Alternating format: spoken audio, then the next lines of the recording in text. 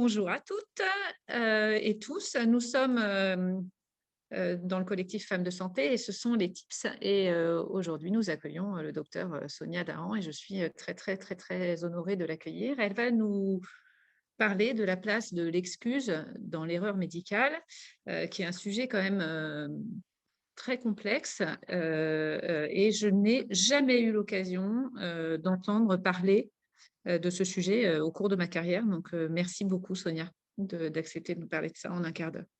Alors, pour présenter Sonia quand même, parce que elle est présentable, entre guillemets.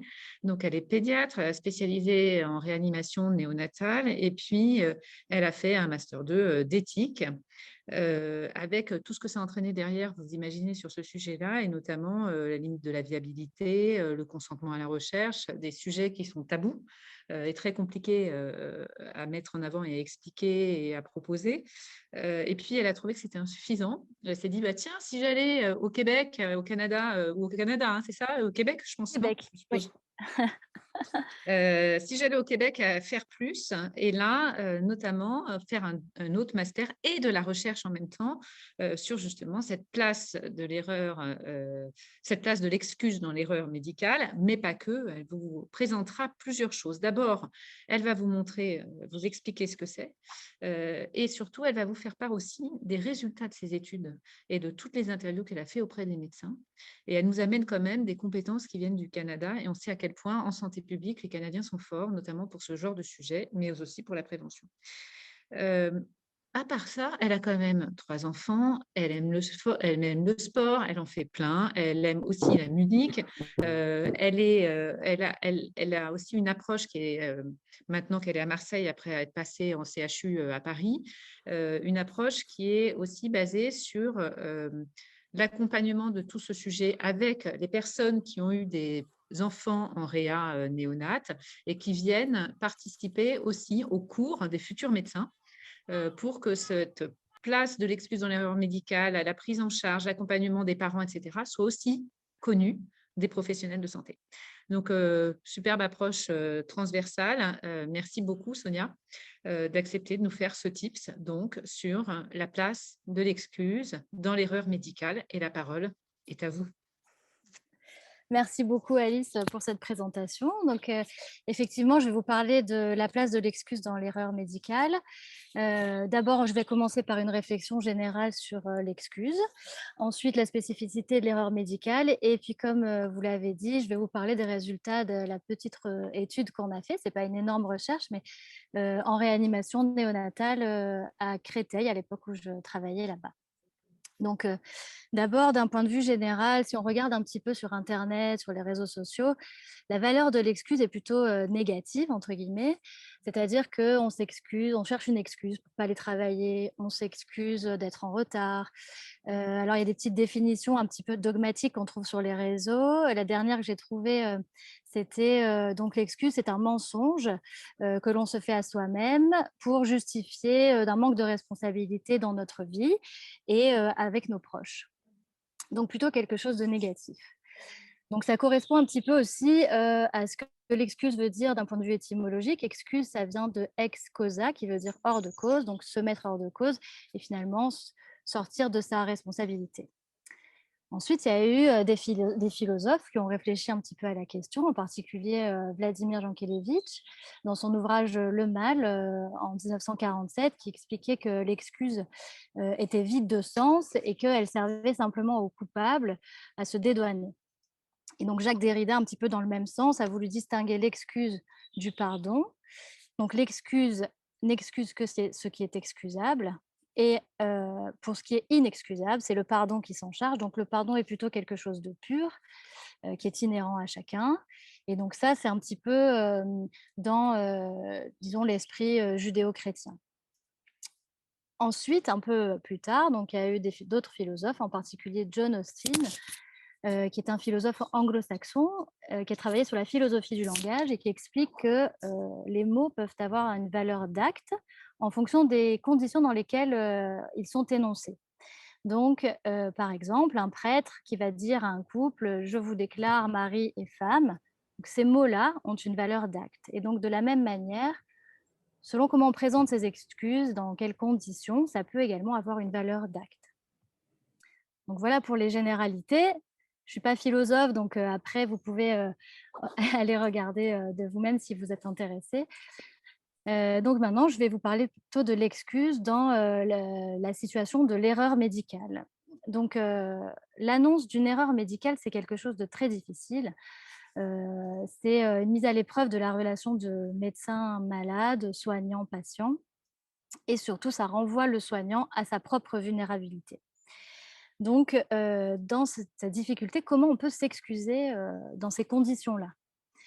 Donc, si on regarde un peu la littérature scientifique, ce qu'on connaît, donc il y a une partie de la littérature qui s'est intéressée à la vie des patients sur cette question-là. Et il est clair que l'excuse pour les patients, c'est une nécessité parce que ça permet de diminuer la souffrance du patient et puis de réparer un petit peu l'atteinte à la dignité. Mais l'excuse seule ne suffit pas. Donc ça, c'est ce qu'on trouve dans la littérature. Puis d'un autre côté, du côté du médecin, il y a une difficulté à présenter ces excuses parce qu'il y a la peur que l'excuse corresponde à la reconnaissance d'une responsabilité d'un point de vue juridique. Donc ça, c'est vraiment la littérature anglo-saxonne, hein, c'est surtout ceux qui ont écrit là-dessus. Et donc moi qui ai travaillé au Canada, donc j'étais au Québec, mais malgré tout, c'est une culture anglo-saxonne. Quand je suis arrivée, je pense que le premier jour, on nous a accueillis, et donc un juriste est venu et il nous a parlé de l'erreur médicale, hein, c'est vraiment un souci là-bas, enfin quelque chose qu'ils ont en tête, hein, c'est pas qu'ils en font plus, c'est vraiment, ils réfléchissent là-dessus. Et donc, avec le listing de tout ce qu'il faut faire en cas d'erreur médicale, mais surtout ce qu'il ne faut pas faire, ne vous excusez pas, jamais, parce qu'on vous serait reconnu coupable de votre erreur. Donc, je pense que les choses ont changé petit à petit, puis même quand je suis partie, le discours avait un petit peu changé. Donc, je vais en venir un petit peu au travail qu'on a fait nous à Créteil là-dessus. On voulait savoir dans notre travail quelle était la vision des médecins par rapport à l'excuse et essayer d'avoir une petite réflexion sur le sens que ça avait de s'excuser. Donc, on a fait au total 8 entretiens, donc 7 avec des médecins et un entretien avec une maman. C'est Dominique Davout, je pense que certains d'entre vous la connaissent. C'est une maman qui a perdu sa fille Capucine dans les suites d'une erreur médicale, qui par la suite s'est engagée pour faire entendre la voix des parents. Et il y a en particulier un documentaire qui s'appelle Que reste-t-il de nos erreurs que je vous conseille de regarder, qui apporte une réflexion assez large et complète sur cette question-là. Donc, on a un peu guidé les entretiens avec 4 questions. La première question, c'était quelle est la différence entre l'excuse dans la vie de tous les jours selon vous et quand il advient une erreur médicale? La deuxième question, c'était quelle est votre motivation pour vous excuser ou qu'est-ce qui vous freine? La troisième, c'est est-ce qu'il y a un bon moment pour s'excuser? Et la quatrième question, est-ce que l'excuse en soi peut avoir un effet sur la relation? Donc, pour ce qui est des médecins, donc dans la vie de tous les jours, quand on s'excuse, pour les situations banales, on se rend compte que s'excuser, c'est souvent suffisant. Pour les situations plus complexes, les excuses doivent être accompagnées d'explications un peu plus précises. Et ce qui motive les médecins à s'excuser dans les situations de la vie de tous les jours, c'est surtout pour conserver la relation à l'autre, la relation préexistante. Dans le contexte d'une erreur médicale, déjà, c'est des situations beaucoup moins fréquentes, heureusement, qui ne sont jamais des situations banales, qui ont un coût psychique important et la relation à l'autre, au départ, est différente de la relation qu'on peut avoir avec sa famille ou avec ses amis. Le mot d'excuse qui est le plus souvent utilisé, c'est je suis désolée. Très rarement, je vous présente mes excuses, sauf quand la situation est extrêmement grave et a des conséquences lourdes pour le patient. Et ce mot d'excuse, c'est un des éléments de l'annonce parmi beaucoup d'autres éléments comme les explications, l'expression des regrets, le témoignage de l'empathie, la reconnaissance de la responsabilité individuelle ou collective et l'énonciation des moyens qui vont être mis en œuvre pour éviter la récidive. Ce qui motive les médecins à aller s'excuser, c'est que l'excuse va appuyer cette reconnaissance de la responsabilité et va montrer aussi qu'il y avait une bonne intention. Ça permet aussi de partager avec l'autre la souffrance et de compatir. Alors, à quel moment on présente les excuses? C'est au moment où on est capable de fournir des explications claires associées à cette excuse. Et selon les médecins, l'effet que ça a sur la relation, c'est que l'excuse va permettre de poursuivre la relation après l'erreur médicale. Parce que, il y a une humanisation du médecin et pour que ça puisse se poursuivre après ça, on doit présenter ses excuses.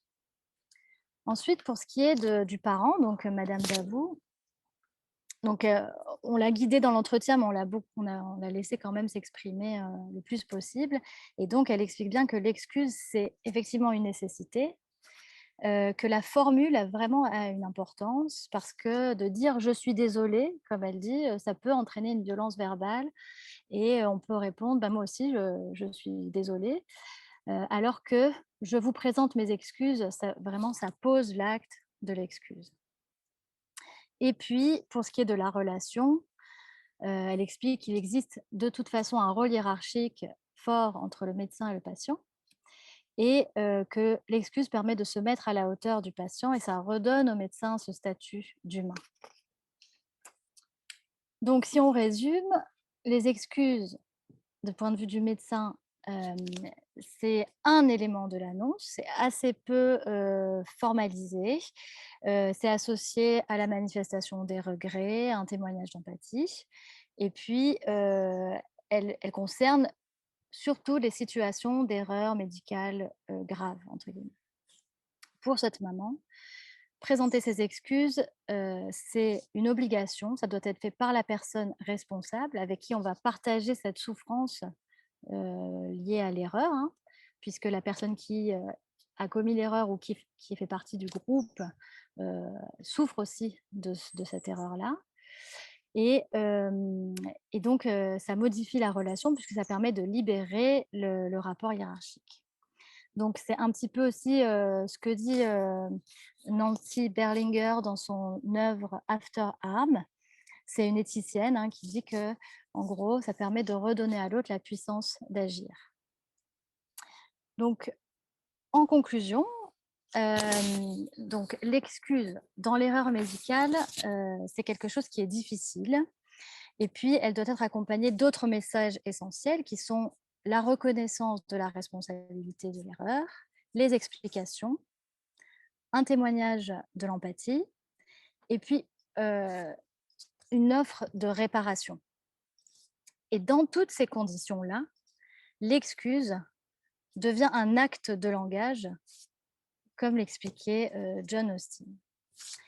Donc voilà, je voudrais finir en disant que maintenant disons que ce qui m'intéresse le plus, c'est le partenariat avec les patients et pouvoir discuter de ces éléments donc de communication, en médecine, ou d'autres, éléments de qualité de soins, pas que la communication, mais il y a d'autres choses au niveau des soins et ce qui m'intéresse, c'est le partenariat avec les patients. C'est la ce travail-là, ça a été la première fois que j'ai pu entendre directement un patient discuter de son point de vue-là et puis bon, depuis, je travaille à intégrer le plus possible les parents dans la dans les soins de manière globale et aussi dans l'enseignement, comme vous l'avez dit, au début de cette présentation. Voilà. Merci beaucoup. J'ai respecté le temps, je crois. Ah oui, parfait même. Sonia, merci infiniment. Ça fait 2 fois qu'on en parle et là, je vous ai écouté religieusement, j'ai pris plein de notes. Merci pour cette intervention. Je vais laisser la place parce que je pense que vous avez beaucoup de questions. J'en ai plein, hein, mais OK. je vous laisse la place à l'auditoire. Hem, j'ai oublié de dire évidemment, pendant ma présentation que vous aviez repris vos études et que vous refaisiez un doctorat. Voilà, donc là-dessus aussi. Est-ce que j'allais dire la salle, mais c'est presque ça. Vous avez des questions? Je rebondis sur une chose. Sonia, il y a François Jolin qui est une femme de santé qui est dans l'auditoire. Donc, on Ah, en a parlé, François. Pour ton info, je voulais te mettre en relation avec Sonia. Je vous laisse la parole. Est-ce que les résultats de votre étude sont publiés? oui, c'est un article qui s'appelle Apology in Medical Errors. C'est dans PLOS ONE. Il est sorti en 2018. Vous avez le droit de prendre la parole, hein, d'ouvrir vos micros si vous voulez parler. Et François, je suis heureuse de te voir. Alors moi, j'ai quelques questions. Je ne veux pas prendre la parole. Si vous en avez, n'hésitez pas. François, si tu veux parler, tu me coupes la parole. Vous avez parlé de l'annonce. Alors moi, je suis pas médecin hein, du tout. Je suis pas professionnelle de santé, mais vous avez dit à un moment que les excuses devaient avoir lieu au moment de l'annonce. Est-ce que c'est obligatoirement au moment de l'annonce? Quel est le délai après l'annonce de l'erreur ou de je ne sais quoi? Cette notion de temps, est-ce qu'elle intervient? Et voilà.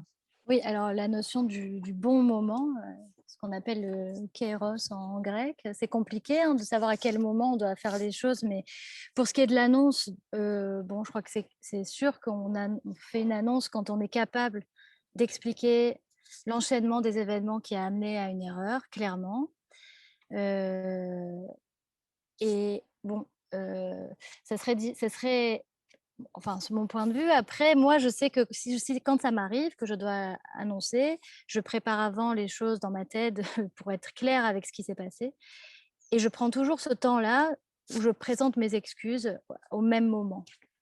Moi, je crois que ça va au même moment. Après, on peut refaire des excuses parce que les entretiens souvent se répètent hein, dans cette situation-là. Il n'y en a pas qu'un seul, mais moi, je crois que ça permet de désamorcer un petit peu le conflit qu'il peut y avoir entre le soignant et le patient. Madina, vous demandez la parole?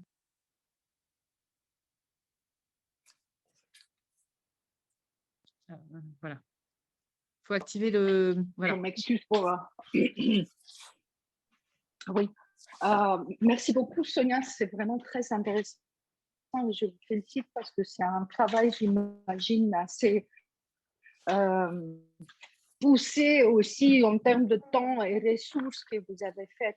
Je pense honnêtement, et probablement vous aussi, dans la même direction, c'est un sujet, comme d'autres ont annoncé les diagnostics difficiles, comment donner ou comment transmettre l'empathie lors de consultations, etc. Ça mérite d'avoir une petite fiche ou une petite méthode d'approche avec l'acronyme qui va avec, comme Spike dans l'oncologie où on annonce le diagnostic selon un protocole précis, ou NURSE pour l'empathie. Il y a plein de choses comme ça. J'imagine que c'est quelque chose qui est applicable. C'est skills à apprendre aux futurs médecins d'exercice. Oui, tout à fait. Qu'est-ce que vous en pensez? Oui, je suis tout à fait d'accord avec vous. Moi, j'aime bien aussi les acronymes. Il n'existe pas l'acronyme pour l'annonce de l'erreur.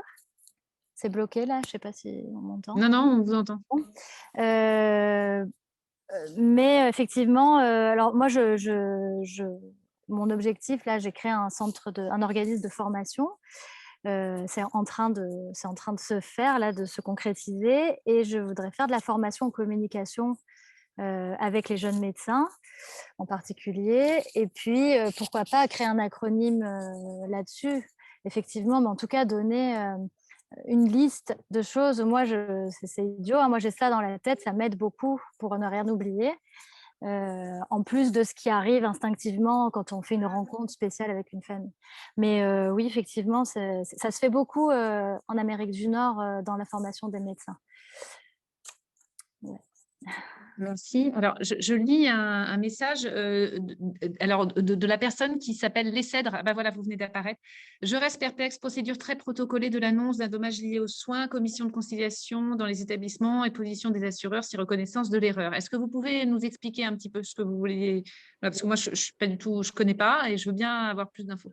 Alors, je suis Isabelle Billinado, je suis la directrice de la clinique des Cèdres et, depuis 2006 et j'étais avocate avant de formation. Voilà.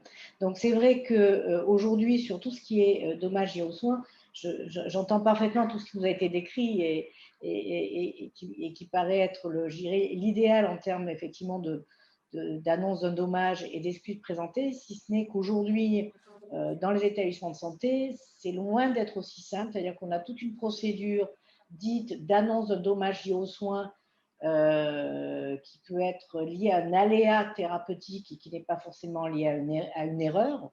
Hein, vous avez, je sais pas, vous faites une célioscopie et lors de la célio, vous blessez éventuellement, je sais pas, une paroi ou des choses comme ça. C'est un aléa thérapeutique, ça justifie pas forcément une excuse. Vous voyez, c'est plus compliqué que ça. Sur des erreurs graves, encore plus compliqué pour le praticien de reconnaître sa responsabilité. Et la difficulté, en tout cas côté privé, c'est que les professionnels ont l'interdiction, la plupart du temps, dans tous leurs contrats d'assurance, de reconnaître l'erreur avant qu'il y ait eu expertise, etc. Donc, du coup, l'art de l'excuse, même s'il est important effectivement de témoigner de l'empathie aux patients, etc., c'est vrai que nous, on a développé ce qu'on appelle des commissions de conciliation au sein de nos établissements où on va avoir des usagers, les praticiens qui vont intervenir, éventuellement des praticiens tiers qui ne sont pas du tout partis à l'acte réalisé, pour que les explications soient données et tout en évitant une reconnaissance de responsabilité qui peut priver le praticien de sa couverture assurantielle. Voilà. Pour ça, je tenais à vous donner ce contexte qui est quand même un petit peu particulier et du coup très compliqué. Sonia? Oui, je comprends bien. Alors, c'est vrai qu'en France, on aime bien parler de aléas thérapeutiques. Alors ça, c'est autre chose, c'est-à-dire que quand il y a un effet secondaire lié à un acte médical, mais un effet secondaire connu, dans ce dont vous parlez, blesser un vaisseau pendant un geste, c'est quelque chose qui est un risque connu, et puis dans ce cas, on l'annonce antérieurement au patient. Donc ça, c'est autre chose. Je pense qu'on ne parle pas de la même chose. Effectivement, on peut appeler ça l'aléa thérapeutique ou plutôt un effet secondaire attendu. Moi, je parle d'une erreur médicale qui, on le sait, n'engage pas une personne en particulier. On sait qu'en général, c'est un enchaînement d'événements qui est amené à une erreur. Je parle vraiment de ça. Et bon, si on regarde les textes de l'HAS, parce qu'en fait, il y a quand même l'HAS qui a écrit là-dessus. Et donc, avec Suzanne Ramex, qui est une philosophe qui a écrit dans les recommandations de l'HAS, l'excuse, elle est évoquée dedans, et parce qu'on parle de communication avec le patient. Voilà. Après, je comprends que quand c'est un aléa attendu ou un effet secondaire attendu, c'est pas la même chose. Quand il y a une erreur médicale, bon. Bon, après, est-ce que ça veut dire oui. Pardon, est-ce que ça veut dire qu'il faudrait présenter Ouais. Est-ce que ça veut dire qu'il faudrait présenter ses excuses une fois seulement que l'erreur médicale a été nommée, on va dire, voilà, a été officialisée d'une façon ou d'une autre? Est-ce que ça veut dire ça? Ou est-ce que ça veut dire que présenter ses excuses, finalement, c'est vrai que si on comprend bien, quand on présente ses excuses, quelque part, on prend une part de responsabilité de ce qui s'est passé, et c'est ça que les assurances ne veulent pas qui arrive, en fait. C'est ça qui est compliqué, parce qu'à la fois, vous pouvez avoir des praticiens qui, en toute bonne foi, sont dans la démarche de s'excuser auprès du praticien, enfin du patient, je veux dire, mais on est vraiment obligé de l'encadrer, principalement par rapport à cette position des assureurs. Et je vous assure, dès qu'on rentre dans les contentieux avec les experts, les contre-expertises, voilà, et parfois entre ce que l'on pense être l'erreur et puis au vu de l'expertise, où on a des antécédents du patient qui peuvent ressortir, où les choses sont plus si évidentes que ça, c'est vraiment pas simple. Bien sûr que je trouve que l'excuse, présenter ses excuses, il n'y a rien de plus dur, mais ça désavance beaucoup de choses. Comme on mène dans une relation avec des salariés, de savoir à certains moments dire je vous présente mes excuses par rapport à des propos qu'on a pu avoir, etc. C'est très fort comme acte, mais dans le milieu de la santé, surtout si derrière, il y a une action en responsabilité, ça se révèle un peu compliqué. Et c'est là où, entre le positionnement de la l'HS, voilà, et c'est encore en plus très différent si vous êtes dans un milieu hospitalier, où l'assurance, où la mise en cause financière du praticien en bout de chaîne, j'ai quasiment rarement vu, sauf si ça bascule sur du pénal. Dans le privé, c'est totalement différent. Je vais donner la parole à Sophie. Alors, Sophie, elle Oui. avait animé un atelier. Voilà, elle travaille Oui, dans sur le la milieu néonat. communication. Voilà, donc je te Alors, laisse la parole, Sophie. Alors, merci Alice. Alors, en fait, pour tout dire, je connais très bien Sonia parce qu'on a travaillé ensemble à Créteil. Je suis allée la voir au Canada justement autour de toutes ces questions-là et on a ensemble les projets qu'elle évoquait voilà, autour de formation. Ce que je voulais rebondir sur ce qui avait été dit parce que effectivement, bon, il y a toute cette question de légale, par contre, ce que je trouve, ce que cette thématique finalement interroge, c'est la place du patient dans les soins et sa place dans tous les circuits de décision. Et c'est vrai qu'au Canada, ce que moi j'avais pu voir dans le service où travaillait Sonia, c'est que le patient était impliqué à tous les étages. C'est sans doute, elle en parlerait mieux que moi, une approche nord-américaine, mais le patient est tout le temps là, même dans des discussions éthiques, dans des discussions difficiles. Et il me semble que cette réflexion autour de l'excuse, alors encore une fois, moi je parle de mon point de vue à moi de psychologue, de coach en communication, etc. C'est plutôt ces réflexions-là, bien entendu. Ça invite à penser différemment ou en tout cas dans une évolution, la place du patient dans les processus de décision, autour des soins, autour de tout ce qui se joue finalement. Donc je pense que voilà, c'est précurseur en fait d'une certaine façon de ce que sera peut-être l'avenir et la place du patient dans tous ces circuits. Donc je pense que c'est important de se questionner d'ores et déjà comme le fait Sonia là, et comme on le fait là ensemble. Bah, c'est bien parce qu'il y a aussi des patients experts dans l'auditoire, donc c'est parfait.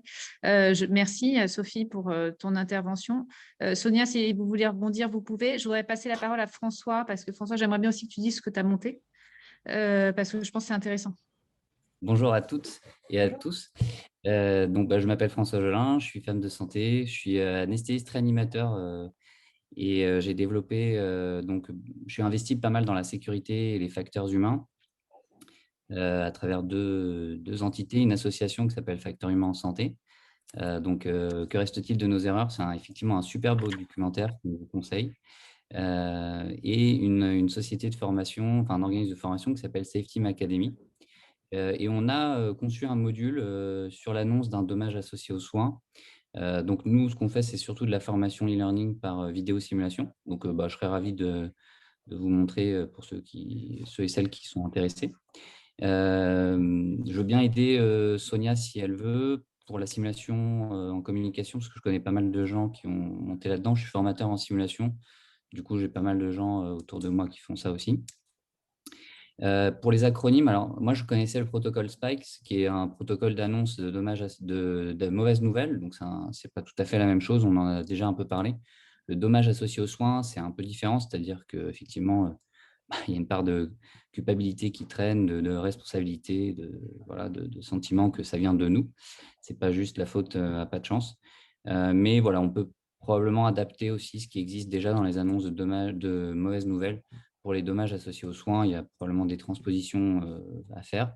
Les acronymes, ça sert essentiellement à être structuré et pas oublier les choses et de suivre une structure. Donc, c'est comme ça, je pense qu'il faut le voir. Mais après, le mieux, c'est quand même d'adapter et de faire de s'approprier les outils et de faire ensuite comme on a envie, quand on trouve que c'est confortable.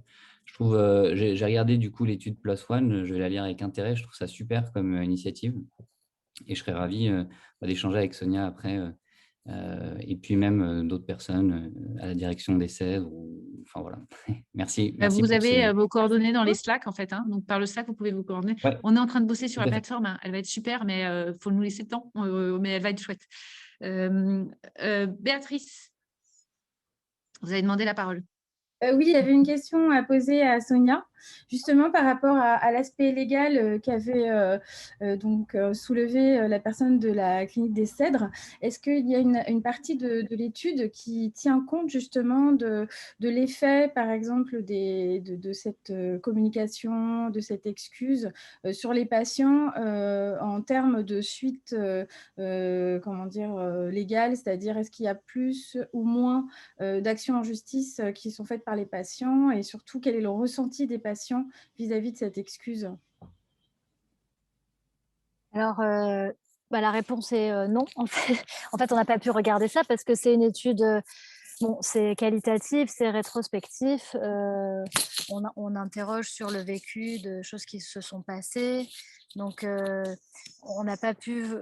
Je sais qu'après cette étude-là, les médecins du service m'ont dit, quand c'est arrivé à nouveau des erreurs médicales, qu'ils avaient présenté leurs excuses suite à cette étude-là et qu'ils avaient trouvé que dans la relation, ça se passait mieux. Alors, des erreurs médicales avec des conséquences graves, heureusement, c'est rare. Pour qu'il y ait des poursuites en justice en France, c'est aussi très rare. Moi, je parle du secteur public, peut-être un peu plus fréquent dans le secteur privé. Donc oui, nous, on n'a pas pu étudier ça, mais ça serait intéressant de regarder si ça change quelque chose. Tout à fait. Je me demandais si vraiment sur les textes de loi et sur ce qui est dans les assurances, est-ce que précisément on parle de ça ou est-ce que c'est une croyance, C'est un peu ma question parce que j'ai l'impression que c'est un énorme frein. Moi, je comprends les contraintes légales, tout ce qui est, par exemple, prise de responsabilité, c'est très fort. C'est-à-dire qu'effectivement, si on se retrouve, au centre d'une action en justice, c'est extrêmement, c'est un acte très fort. Le côté professionnel, la vie professionnelle des personnes sont en jeu. Néanmoins, en face, et je crois que ça a déjà été dit, les patients finalement se retrouvent démunis et souvent sans communication, souvent sans moyen de se défendre parce que parfois les actions en justice peuvent tout à fait être légitimes. Donc en fait, je repose la question, effectivement, quelle est la place du patient face à un cadre légal qui est un petit peu trop rigide pour faire justement cette place à l'humain? Parce que quelque part, alors évidemment, ce n'est pas démontré, on n'a pas de chiffres ou quoi que ce soit, mais si finalement cet acte permettait de faire une retombée, puisqu'en fait, à mon sens, en tant que patiente, pour moi, la médecine n'est pas une science exacte et qu'effectivement, la place de l'humain est très forte. Donc, dans un contexte de relation patient-soignant, il est possible que ce soit atténué, ou en tout cas, si cette action qui est quand même une action très forte, qui est très rare, était plus fréquente, peut-être qu'on aurait une vision un peu différente. Voilà.